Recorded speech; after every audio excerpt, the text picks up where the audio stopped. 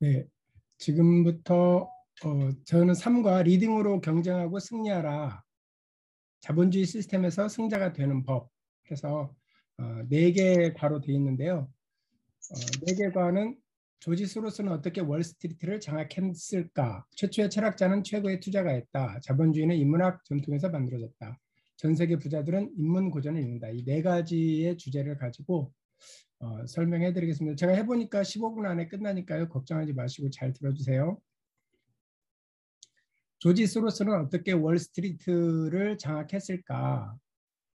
철학적 사고를 통해 얻은 이론들을 현장에 적용한 결과 나는 주가가 오를 때나 내릴 때나 언제든지 돈을 벌 수 있었다. 조지 소로스에 대한 그 어렸을 때 이야기인데요. 철학자가 되고 싶은 소년은 12살 때부터 철학 고전을 읽었고 내용을 제대로 이해한 책도 또 끝까지 읽은 책도 거의 없었지만 소년은 철학 고전 독서를 통해 사고의 수준을 비약적으로 향상할 수 있었다. 실패담입니다. 계속해서 실패를 하는데요. 청년은 아르바이트를 엄청 많이 했습니다. 근데 거의 대부분 해내지 못했고 접시 닦게 하는 것조차도 잘못해서 웨이터들로부터 좀 열심히 닦아봐라 이 정도로 또 뭐 마네킹에 가발을 제대로 못 붙인다는 이유로 구박받고 해고까지 당하는 또 철도역 진구 때는 뭐 무거운 짐을 운반하다가 다리가 부서져서 그 다음에는 이제 사무직으로 옮겨봤습니다. 그런데 뭐 사무직에서도 부서로 옮겨 다니다 못해 또 실직을 하게 되고 결심을 하게 됐는데요. 자신에게 닥친 모든 불행은 돈이었기 때문에 일어났다고 결론 내린 청년은 자본주의의 승자가 되기로 결심하고 금융가로 뛰어듭니다. 그래서 저는 이 책을 읽으면서 이제는 좀 뭔가 잘 되려나 보다라고 생각을 하고 읽어봤는데 하지만 그곳에서도 좋은 일은 하나도 일어나지 않았다. 청년은 상사들에게 시키는 대로 하지 못한다고 심부름꾼으로 전락하는가 하면 말귀를 알아듣지 못한다는 이유로 해고를 또 당했습니다. 또 뭐 시험보도 봤는데 시험에서도 떨어지고 또 실패 나날을 보냈는데 조지 소로스에게 가장 큰 장점은 그 어려움 중에도 청년이 인문고전을 계속 읽었다는 거예요. 아리스토텔레스, 에라스무스, 마키아벨리, 홉스, 베르그송 많이 들어보셨죠? 이와 같은 천재 철학자들의 저작을 마치 뭐 그때도 고시가 있었는지 모르지만 엄청나게 열심히 공부를 했다고 하고요. 자신을 소크라테스의 사도라고 칭하는 카를 포퍼에게 편지를 보내서 개인지도 요청까지 했을 정도로 열정을 가지고 있었습니다. 그래서 결국 1992년 10월 달에 금융계의 황제가 되어서 이제 다시 미국에서 영국 땅으로 돌아오게 되는데 이분은 파운드 가치가 폭락하는 순간을 노려서 영국 중앙은행에 도전해서 일주일 만에 무려 10억 달러의 돈을 벌어버렸어요. 그래서 영국 정부로부터는 비난을 받기도 했지만 영국 시민들은 환영했다고 하고 결국은 영국 경제의 안정을 시켰다고 평가받고 있습니다. 조지 소로스의 말입니다.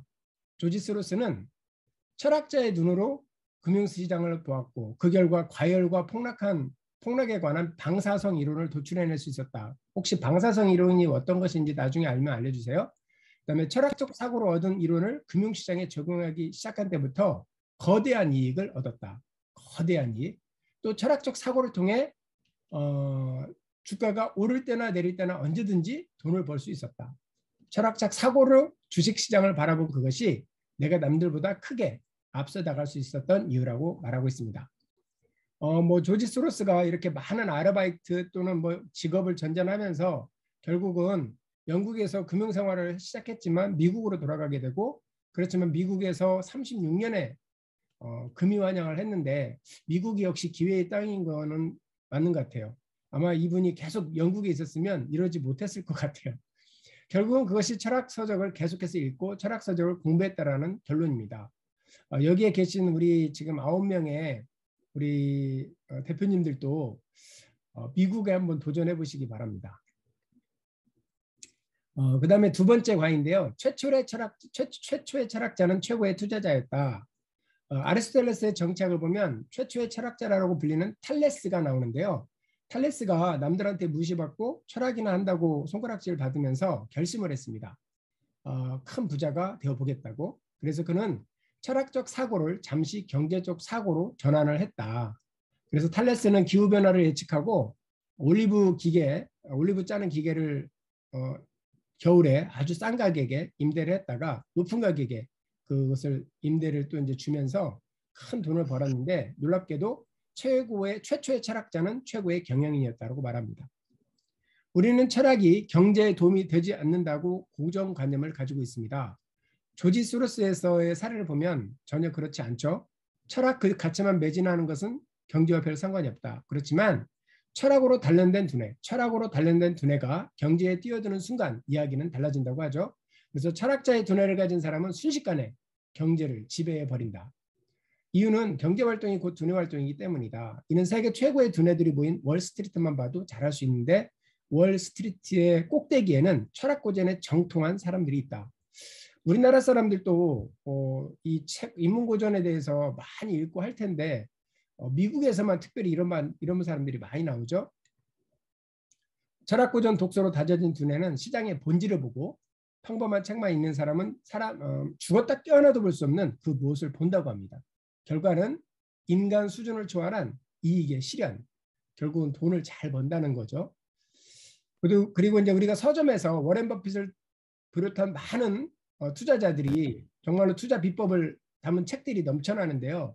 그 책을 죽으라고 읽고 비법을 열심히 따라하지만 이익을 내는 사람은 거의 찾아볼 수 없다. 이유는 치열한 인문고전 독서로 두뇌의 수준을 한 차원 높인 뒤에 터득한 투자의 비결을 담은 책을 우리는 인문고전을 전혀 읽지 않은 두뇌 수준에서 이해하고 투자에 적용하기 때문이라고 합니다.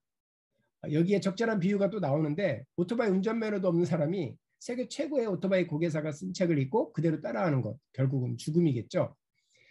인문고전 독서법을 다루는 책에 갑자기 자본주의 또 투자니 하는 말이 나오는데 이것을 보고 반감을 가진 독자가 있을지 모른다. 그리고 인문고전은 사람답게 사는 법을 깨치기 위해 있는 것이 아니냐는 반론을 펼칠 사람도 있을 것이다.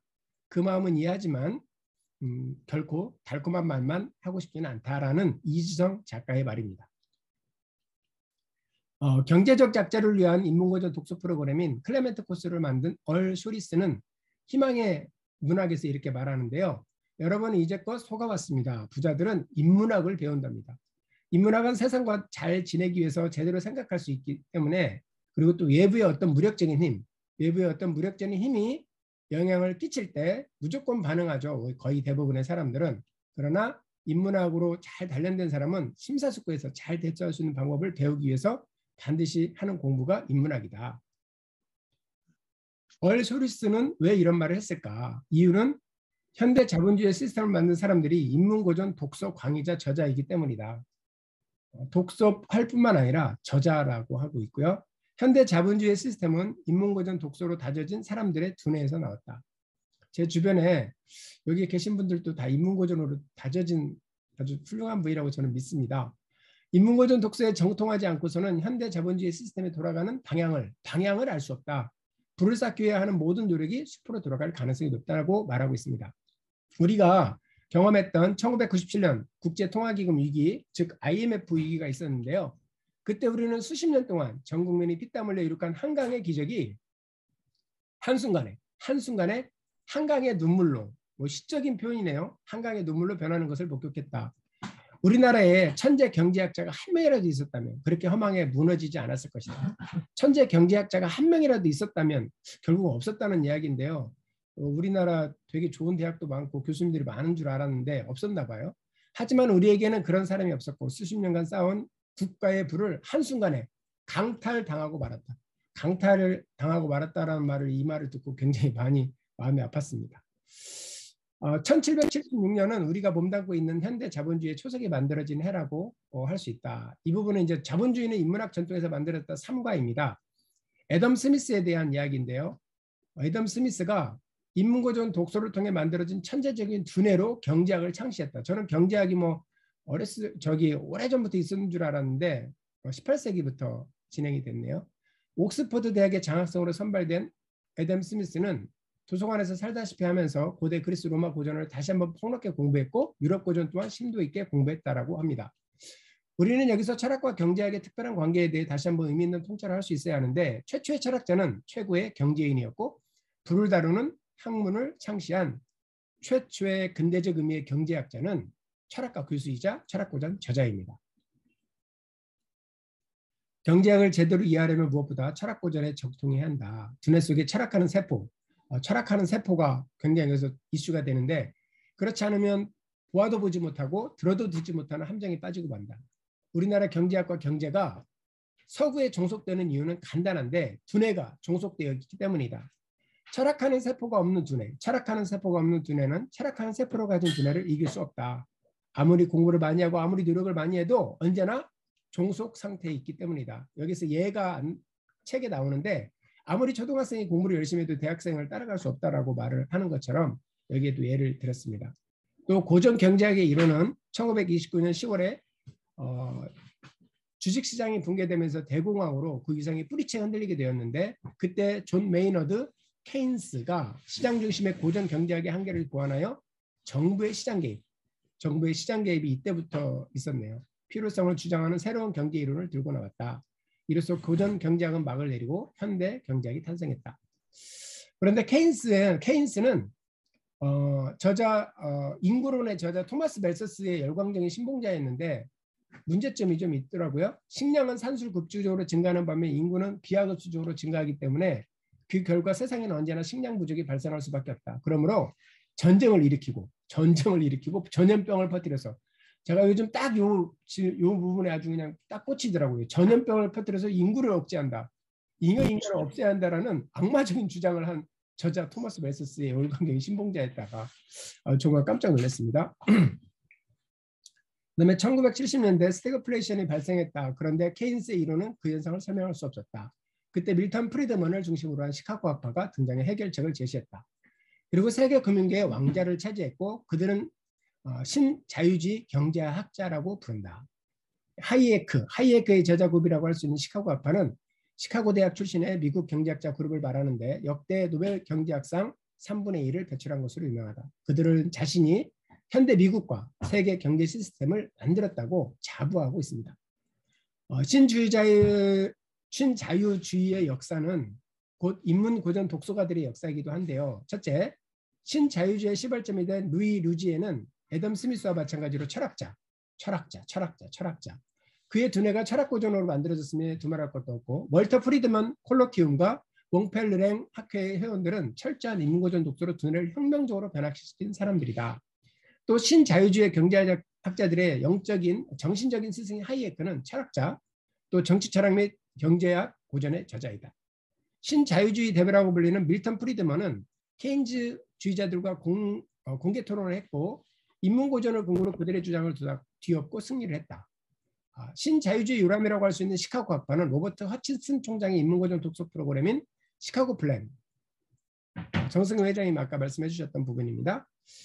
현실이 이와 같은데도 우리나라 경제학자들은 피상적인 해결책만 제시하고 있고 우리나라 경제가 종속되어서 벗어나게 해줄 수도 없고 국민들의 지갑을 월스트리트 금융가들로부터 지켜줄 수도 없다. 서구의 금융가들과 싸워 이기려면 최소한 그들의 발톱으로부터 벗어나려면 무엇보다 먼저 두뇌의 수준을 높여야 하는데 이게 우리나라 현재 문화나 현재 교육에서 이게 가능할까? 금융전쟁은 곧 두뇌 전쟁인데 요즘 역사학과 또 철학과 그다음에 이런 사학과 이런 인문학을 하는 과들 자체가 없어지고 있는데 이게 정말로 기도 제목이 되었어요. 저는 한국의 경제학은 변해야 하고 목숨국을 변해야 한다. 서구의 경제학보다 우월한 최소한 동등한 한국만의 경제학을 만들지 못하면 우리는 영원히 금융 종속인 상태로 살아가게 될 것이고 IMF 위기는 다른 형태로 반복될 수 있기 때문이다. 제4과 전 세계 부자들은 인문고전을 읽는다. 찰스 베릴 그냥 유명한 찰스 베릴 이렇게 메릴 린치를 창업했다고 하고요. 제시 리버모어 초등학교 중퇴를 했지만 책을 개걸스럽게 먹어치우는 독서 광이었고 벤자민 그레이엄은 책을 원어로 읽었고 입만 열면 인문고전을 이야기했다. 25살 때 100억의 연봉을 받았던 사람입니다. 셀비 데이비스 이분은 18,000배로 부도나는 9억 달러로 만들기도 했지만 역사를 전공하고 이렇게 했다. 그런 거 있습니다. 그래서 존 템플턴, 피터 린치 이야기로 마무리를 하겠습니다. 네, 14분 53초에 끝냈습니다.